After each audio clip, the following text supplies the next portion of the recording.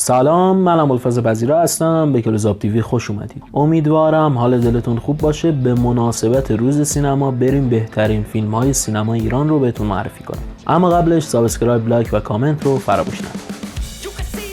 فیلم شماره 1 درباره الی ساخته اصغر فرهادی. به نظر من بهترین فیلمی که اصغر فرهادی ساخته فیلم درباره الی است. داستان فیلم روایتگر زندگی چند خانواده است که برای گذراندن تعطیلات به شمال کشور سفر کردند، اما خوشی اونا دوام چندانی نداره. دوربین روی دست فرهادی باعث میشه ارتباط بین کاراکترها رو بیشتر حس کنی. با اینکه من خودم دوربین روی دست دوست ندارم، ولی در بعضی از سکانس ها واقعا خوبه و اون حس رئال بودن فیلم رو کاملا حس میکنیم و این نوع فیلم برداری به تنش صحنه هم کمک میکنه. البته اگر فیلمنامه هیجان کافی رو داشته باشه که فیلمنامه فرهادی فیلمنامه خوبی هست و در پرده دوم و سوم کاملا این هیجان رو القا میکنه.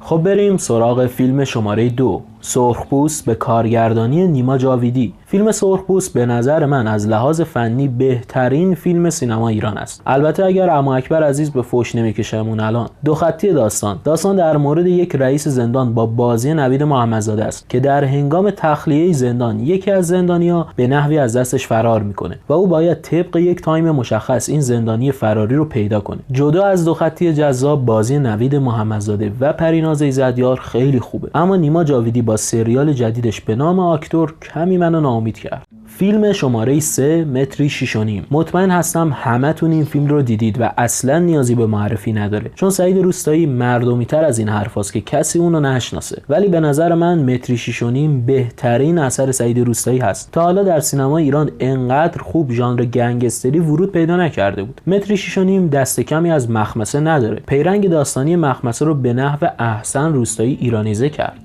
فیلم شماره 4 طعم گیلاس ساخته عباس کیارستمی. به نظر من طعم گیلاس کیارستمی زنده به گور صادق هدایت است، اما به صورت تصویری. با اینکه نحوه فیلمسازی استاد کیارستمی رو دوست ندارم، ولی نفس روایی ایشون همچنان گرمه، نفسی که ما قدرشو ندونستیم ولی برعکس ما در سراسر دنیا به شدت این مرد دوست داشتنی رو ستایش میکنن. مردی که محتوای فیلمهاش همیشه خاص بوده و میشه گفت مثل هدایت جلوتر از زمانه خودش زندگی میکرد. فیلم شماره 5 طلا.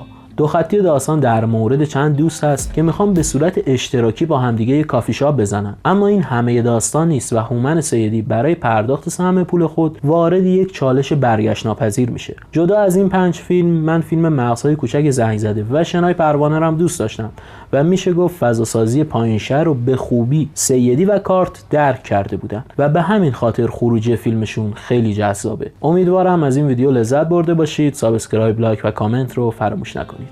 عشق دلید. بدرود.